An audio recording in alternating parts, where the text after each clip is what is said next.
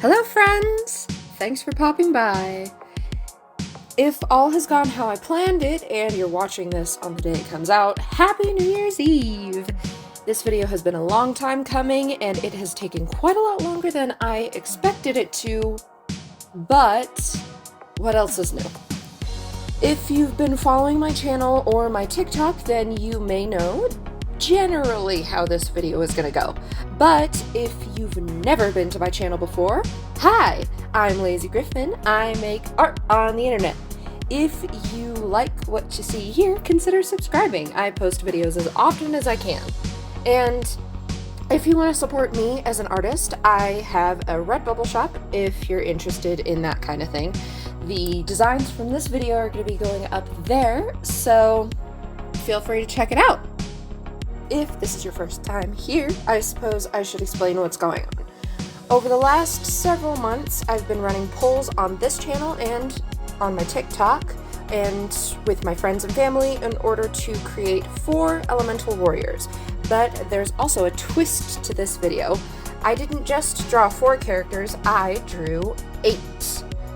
4 of them you all helped me with voting on in the polls, and the others I made on my own. So each element gets 2 characters. So without any further ado, let's go.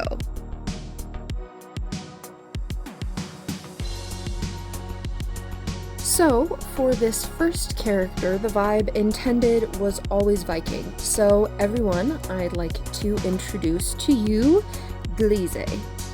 She's a fire genasi barbarian for the terms of like D&D stuff. I don't have a ton on her backstory, but what I do know about her is that she is among the protectors of her village, and she is what you might call a village kid. So in the sense that she is an orphan and was raised by pretty much the entire village in some capacity. She formed deep bonds with the people who raised her, and this has led to the growth of a fierce loyalty. She believes above all else that her community, her family in every way that matters, is the most valuable thing she will ever have. She does come from a colder region, hence the furs in her design. However, as a fire elemental, essentially, she is more capable of keeping herself warm. A gift she often shares with her village, especially in the dead of winter. Besides, when wet, her hair is perpetually ablaze. This is the design element that I think, or I hope you guys will be the most excited about, especially those of you who voted for the on fire hair in the poll. This character wasn't originally created with the intent of fulfilling that wish, but it happened anyways, and I hope you guys especially enjoy her design. For the color choices, my idea was to keep it really simple, mostly earthy, and kind of stick to what you would think of as like a Viking color palette. I didn't do any like sharp contrasting reds or anything, and the most bright contrasting aspect of her character design is and always has been her fiery hair. For the flames, and for her eyes as well, I decided to add, of course, that fiery glow, because how could I not? But to create the flaming look, especially with like the green fire, I took notes from like actual green fire and the colors that kind of come with it. If you notice in different colors of flames, there is always extra colors that come with it as well. So for this one, those colors were the green, of course, paired with a little tinge of like a pale yellow, but mostly it was blue and orange that were present. So I added those to give a bit of an extra touch. And then for the glowy effect itself, this is the process that I do for all of my glowing stuff, is I will do the base color and any gradients within it on one layer, and then I will duplicate that layer and place it underneath and I will blur it with the Gaussian blur tool in Ibis Paint.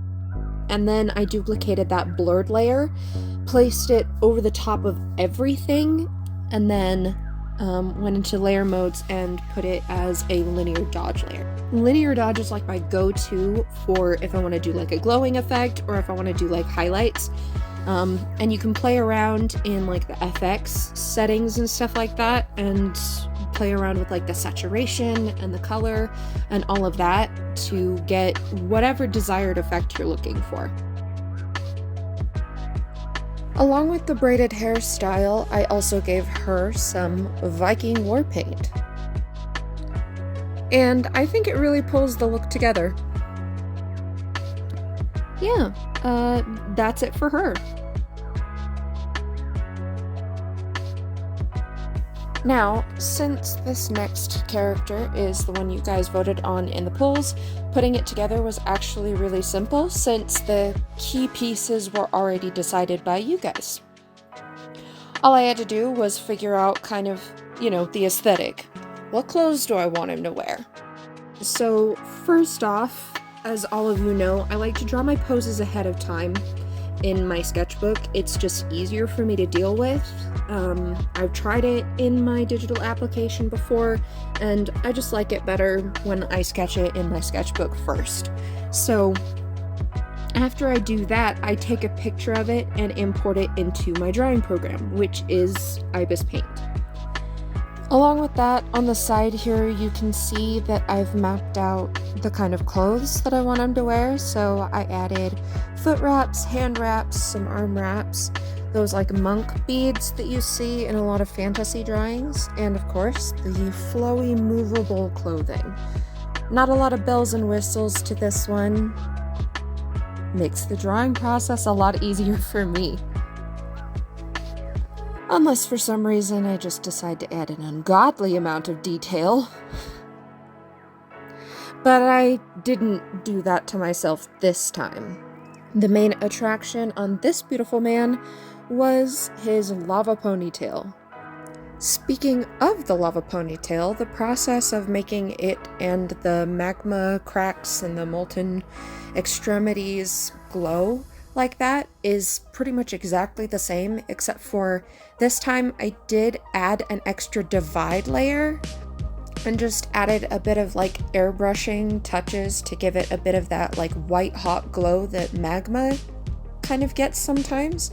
So that's that process for you if you desired to know exactly how I did it. This character is a part Furbolg genasi, which, if you don't know in D&D terms, just means he's kind of like a bovine person. And so I did those like little floppy ears and the kind of cow-like nose, which I've always thought was super duper cute as part of like the Furbolg design. So if you're confused why I keep talking about D&D, I'm sorry, but it has a huge chunk of my heart, and I am not ashamed to admit it is a bit of a fixation of mine. So if you're sick of hearing stuff about D&D, or you just don't like D&D, this is probably not the video for you, because I've created these characters with D&D in mind. You also might be a bit confused as to what the heck a genasi is, so let me tell you. So genasis are like part elemental, and so their heritage gives them certain, I guess you could say, magical perks. They are able to have some level of control over whatever element that they are based in. So for fire genasis, like the first two of these, they have control over fire. They also have this really cool thing, which is resistance to whatever damage type their elemental heritage gives them. So for fire, it's fire damage. And it's nice to be able to come out of an explosion only half blown up. Since you guys are his primary creators, it seems only fitting to me that you guys be able to name him as well. So leave your name suggestions down below in the comments. I'm really interested to see what you guys come up with.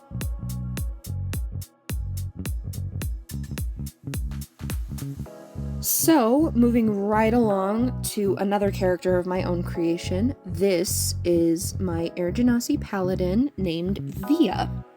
She's got a lot more tragedy in her backstory than most, or at least most of my characters. Why did I say it like that? Most of my characters. And her lore is super long, so I'm not going to get super into it, at least not here. But let me know if you all want to learn more about her. I could maybe give her a dedicated video in the future, if that's something you guys are interested in. But for basic info, like Gliese, Via is an orphan. But unlike Gliese, she had a pretty awful childhood. I think you guys can guess kind of what upbringing she had based on the chains I drew with her, and speaking of those chains, I have to laugh at myself. So I went through all of the trouble of using one of the pre-made chain brushes to get a good idea of the shape and composition, but I went back in and I traced those chains with the same brush I used for the rest of the line art, and it's sped up here, but do not be fooled. Trust me, it took an ungodly amount of time for me to actually finish. I would recommend it, and I would say that it is worth it if you want that cohesion between all of the elements of your drawing, but if you are just looking to save time, then don't do what I did, especially if you have my kind of attention span. It's not a good idea to put yourself through that. It saves time if you don't, but if you're willing to put in the time, I would recommend it, because it gives a level of, cohesion to the drawing that you wouldn't otherwise get.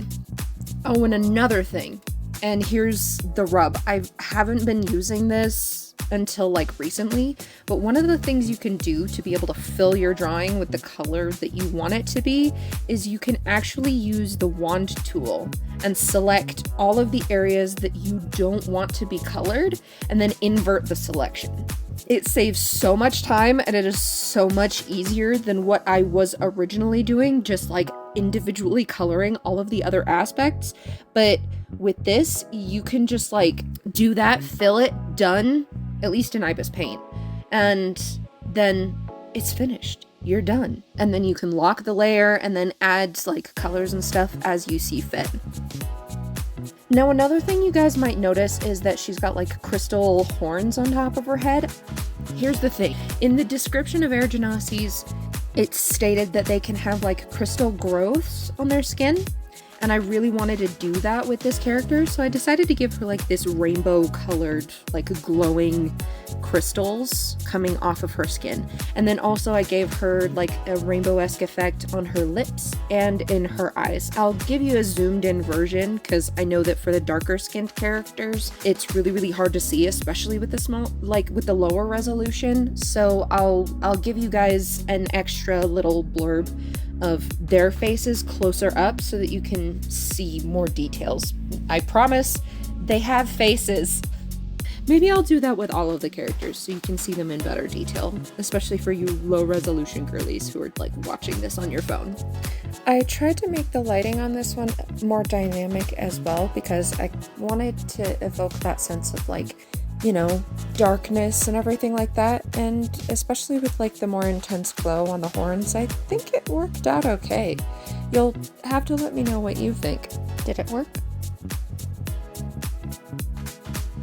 Alrighty, next up, moving right along to your next creation, the cloud hair, snowy skin, and crystal eyes won the vote by a pretty wide margin, actually. Honestly, I'm kind of sad that the iridescent skin lost the vote, but I'd still like to do a character with iridescent skin in the future, so watch out for that. For her character design, obviously the main elements of like the skin, the eyes, and the hair were all taken care of, as well as the idea of the height and what kind of like class type she was. So she is a fighter, and I decided to kind of subvert what was going on with like what you would typically expect from a fighter and draw her in like a dress and an apron, something a little bit more cottage-esque, kind of granny-esque in its design, especially with like the shawl and stuff, but give her a spear. And another one of the things that I decided to add to her character is that she is a double amputee. So she has 2 wooden legs, going like all the way up to like mid-thigh, and I drew a couple of pictures and I put them up on the side there to kind of give you an idea of what she might look like with the legs off and in her wheelchair. I think overall the design came out really cool, and I hope you guys really like her.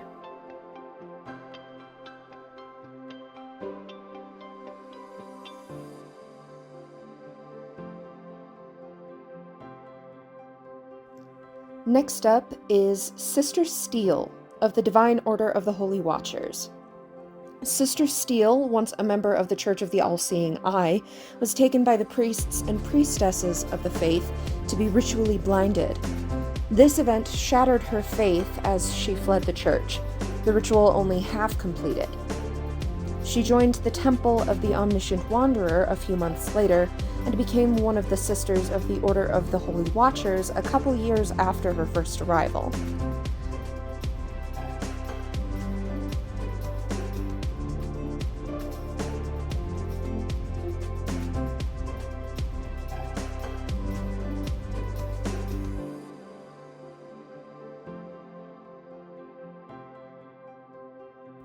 Now, another part of her character is that she has ornithophobia, especially with crows and ravens, because of their link to death, which she also has a fear of, and she's also probably, unsurprisingly, deeply superstitious. You know, the constantly tossing salt over their shoulder type of superstitious.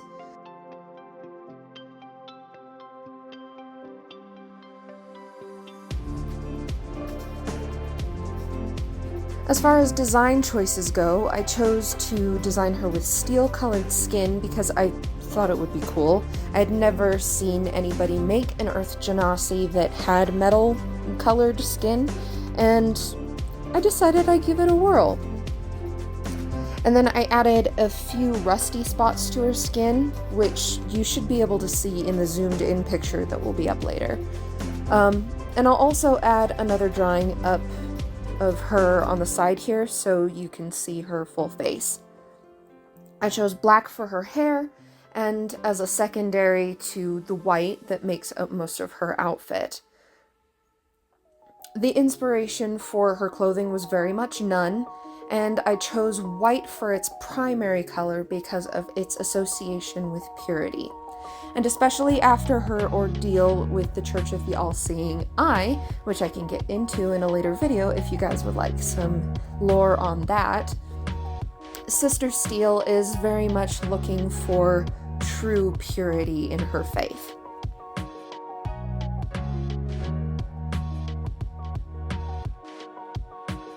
Now, moving on to the next Earth Genasi character, I didn't realize it until I started recording for this video, but I made him half-blind and in the same eye as Sister Steele, and believe you me, that was completely by accident. My obliviousness seems to know no bounds recently. But there's no changing it now, and honestly, I still think they look really pretty awesome. Since the jellyfish hair and the crystals tied in the votes, I decided to combine them to create a Land of the Lustrous type style. And then I just tried to make their clothing as stereotypically studious as I could with the pinstriped vest and the monocle as primary design elements. I think this dapper gentleman turned out super cool looking, and drawing him also led to me discovering Ibis Paint's oh so magical lasso fill tool. It made the process of adding the shadows and highlights, especially to the next 2 pieces, so much faster. I'll tell you right now, I am never going back after using that thing.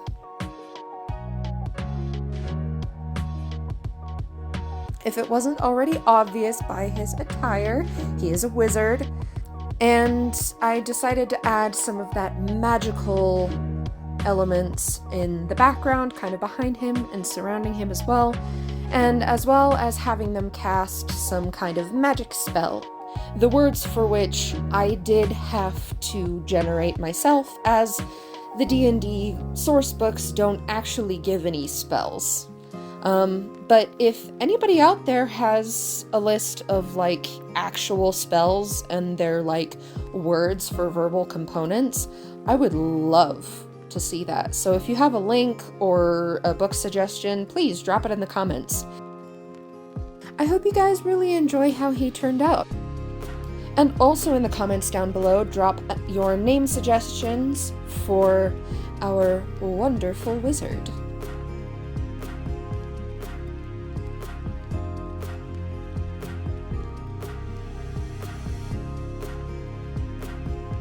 Now this next character is one I created a while ago, and it was under the premise of a non-angsty rogue. So this little bundle of energy is the complete opposite of an edgelord. The original idea was for her to be an arcane trickster, but I don't know if that will stay, because I actually want to give her a full redesign soon. Her design now is filled with pastel colors, and while I think it could work, it would require a solid amount of tweaking for me to be happy with it. So this is kind of your before, and I'll show you the after in another video down the line. The ideas for her personality very much stem from Pinkie Pie from My Little Pony. I was heavily inspired by 1, her love of baking, and 2, just her crazy energy. So this character, at least as she is now, is highly energetic and has a 6th sense for sweets. In her current design, she also has a pet hedgehog, which I can put up on the side. I had another picture that I drew of her a while back. I've drawn her twice before this, so I can put that second picture up on the side so you can see her pet hedgehog.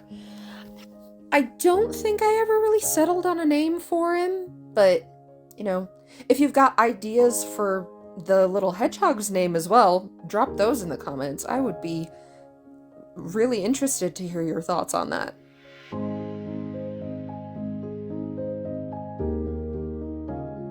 As I stated when I was drawing the last one, I also found Ibis Paint's lasso fill tool, which made everything easier. I decided to use it for the shadows and the highlights, and honestly, down the line, I think I'll probably use it to fill in some colored areas as well, to honestly make my whole process faster.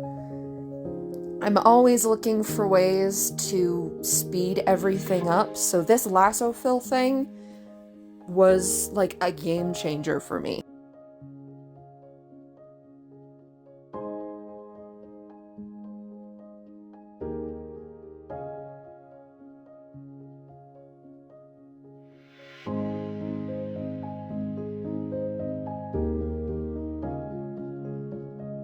A while back, my sister and I were talking about this character, and she created another rogue character who's basically, I think he was a rogue, whose basic personality is that he is like just this jolly old guy who just goes up to people, and instead of pickpocketing them, he gives them candy. I thought her idea was a pretty stellar one, and I would love to play with her in a campaign where she plays that guy and I play as Rain. Oh, her name is Rain, by the way. I don't think I said that.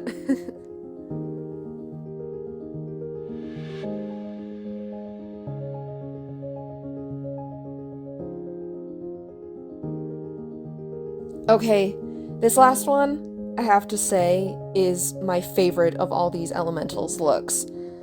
They are super cool looking. Their hair, glorious. Their eyes, cool. Their outfit, stunning. I referenced a kind of bathing suit look for the base and then just decked it as much as possible in seashells, starfish, seaweed, and pearls, and I just love how it turned out. I also decided to make them look a little bit more fishy in their appearance, hence the fin ears, and I also gave them the moon eyes that won the poll vote. And I know that for the water swept hair, I guess that's how I could say it, water swept hair. Let's go with that. The premise, I suppose, might have been that I would be drawing this character underwater, but alas, that is not the case. On the descriptions of Earth genasi, one of the things that it said that you can give them is hair that constantly looks like it's underwater. So when you move, it would move like it would as if you were underwater. And honestly, the visuals for that are insane, and I would love to eventually do some kind of animation like that with this character, but that's gonna be like way in the future, because I am not fast at animating right now. The color choices for the skin and hair were pretty simple, as I could just pull them from the poll pictures, and then I decided to add a deep pink for some like blushing elements, but the outfit colors were causing me some problems. I tried a few color palettes off of Pinterest and landed on one I could use as a jumping off point. Then I just tried to work with complementary colors to fill the rest of the outfit. In the end, I think they turned out amazing.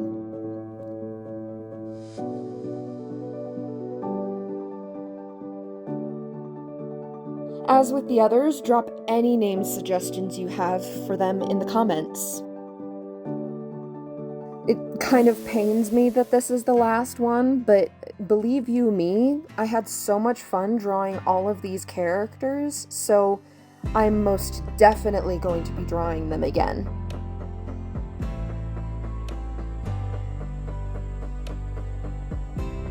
And with that, we're all done, so I think it's time to look at the finished drawings.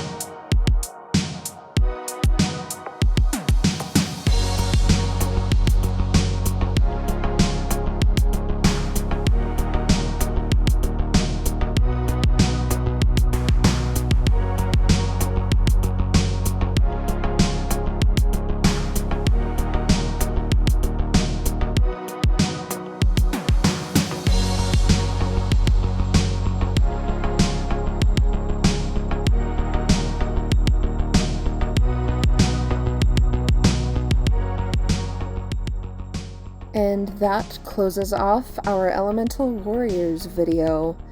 Guys, this was honestly such a wonderful process for me. I loved getting so much input on so many different characters for one long video. I am so sorry for the length, guys, but if you did stick around this far, thank you so much. You have no idea how much that means to me. The fact that so many of you guys came together and helped me out, and this is including my friends and family, has honestly just touched me so deeply, especially since I haven't been all that okay in the past few months.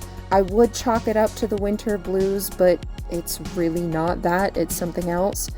But just doing this entire project has been such a blessing in my life, so thank you all so much for all of your help. And if you have made it this far, I said it before, but you know us YouTubers, we gotta say it again. Please subscribe if you enjoyed what you saw. Drop a like, drop a comment in the comments below, name suggestions, all that stuff. And I will see you all again very soon in my next video. Take care. Bye.